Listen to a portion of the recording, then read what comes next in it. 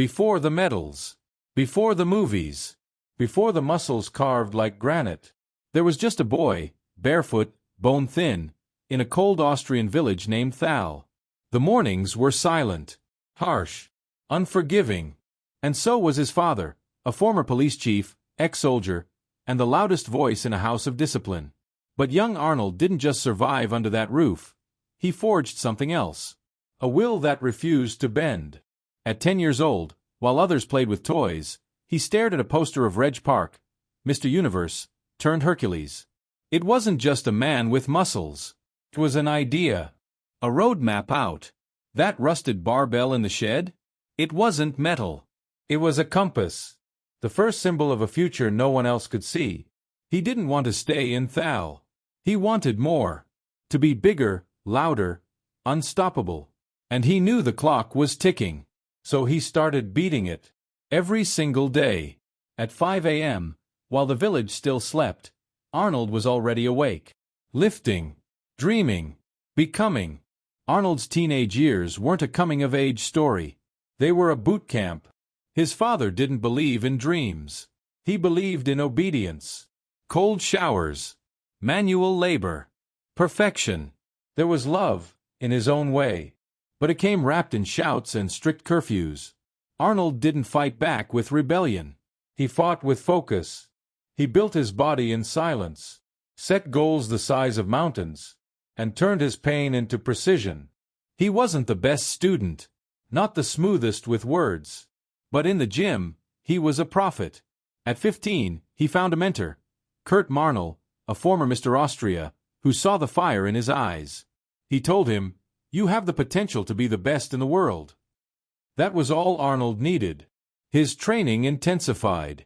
He started logging every rep, every meal, every weakness. And while other boys flirted with girls, Arnold flirted with the impossible. The world didn't yet know his name, but he was already sculpting it, one painful rep at a time. At 19, he left Austria with nothing but a gym bag, a few words of English, and a body that didn't fit through most doors. America wasn't waiting for him. But he showed up anyway.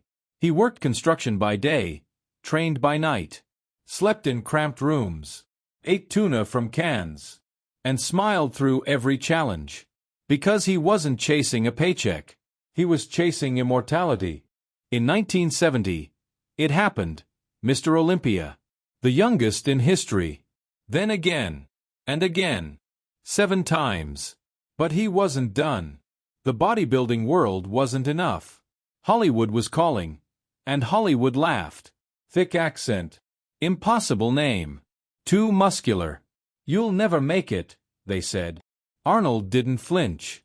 He took acting classes, speech therapy, business courses. He didn't wait for the door to open. He kicked it down. And then came Conan. Then Terminator. Then the world. But the moment that defined him didn't happen on a stage or a screen. It happened at 5 a.m., in a quiet gym, before the sun rose, when no one was watching. Not every win came easy. In fact, some almost cost him everything. When he invested in real estate in the early 70s, many thought he was crazy. A bodybuilder buying apartments? But Arnold wasn't building muscle anymore. He was building freedom. One wrong move could have wiped him out. But that discipline, it translated. Calculated risk, relentless research, bold vision. Then came politics. California, the world's 5th largest economy, elected a man who once wore war paint and swung a sword on screen.